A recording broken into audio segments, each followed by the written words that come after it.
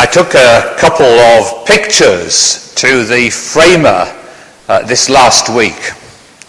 He was telling me, well, I have to say he's told me several times before, but he was telling me that he frames the work of Tim Gustard, a pretty well-known painter of still lifes. In fact, Robin showed me the most recent Gustard catalogue with wonderful pictures by the artist, ranging from prices of £4,000 to over £10,000. Robin reflected that all the pictures would be sold when the exhibition opened and commented, "There's no shortage of money in some places." Well, you can say that again.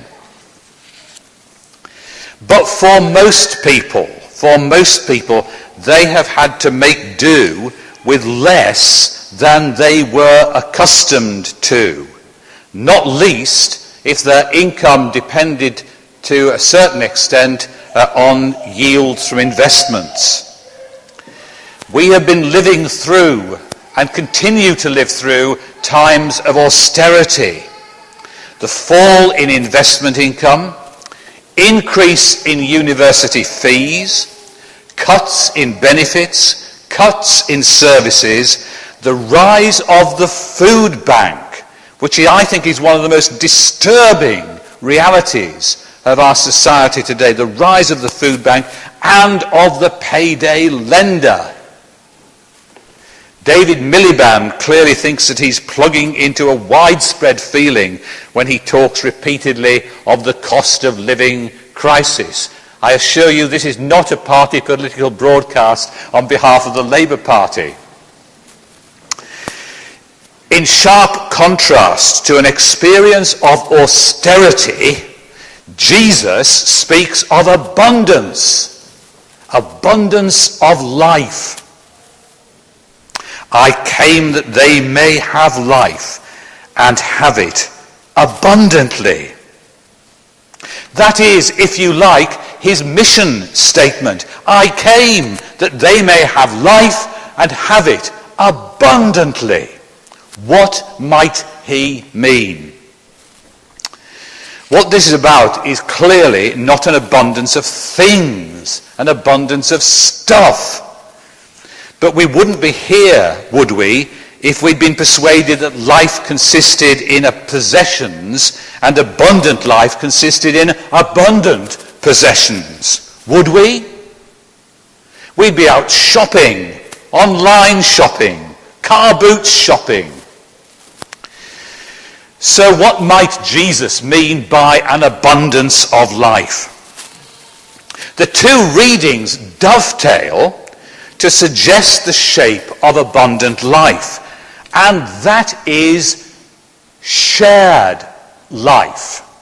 Shared life. Abundant life is shared life. It's the life and the way of community.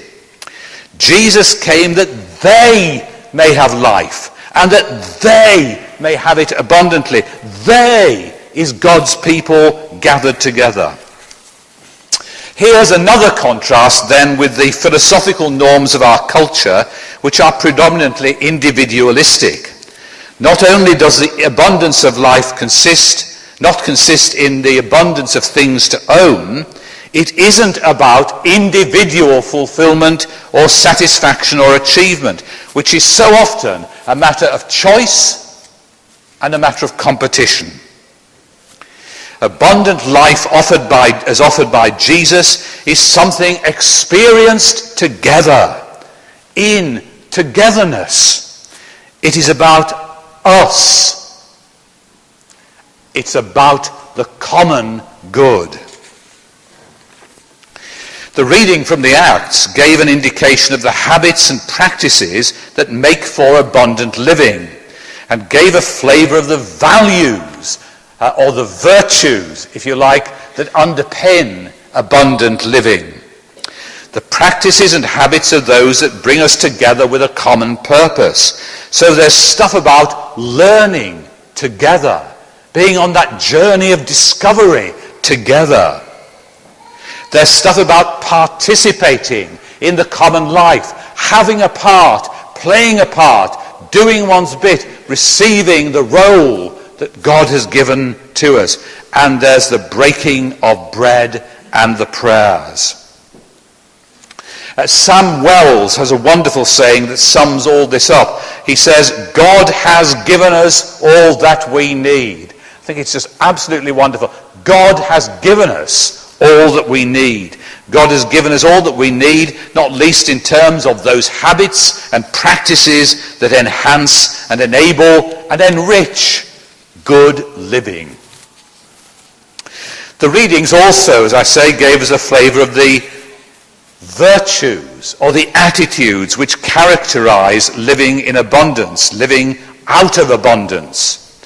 Those are devotion or commitment, ongoing commitment.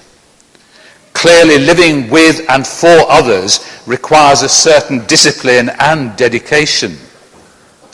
Then there's gladness and generosity and praise. It is the generosity in there which means that everyone in the community has all that they need, whether that is materially or socially. And praise, which is what at the heart of what we're all about as Christians. Praise which anticipates the future when God's kingdom has come, and praise will be what the whole creation is about. And that, of course, takes us to the other thing that Jesus clearly means by abundance of life, and that is life in relationship with God, life which is therefore eternal. As Christian believers, we are talking about more than this life. And we need to be reminded of that, I think. We're talking about more than the 70 or 90 or indeed 20, sometimes tragically, years that we have as mortal beings. We believe that we were created for more than that. And Jesus assures us that he came precisely so that we should have more than that. I came that they may have life and have it abundantly.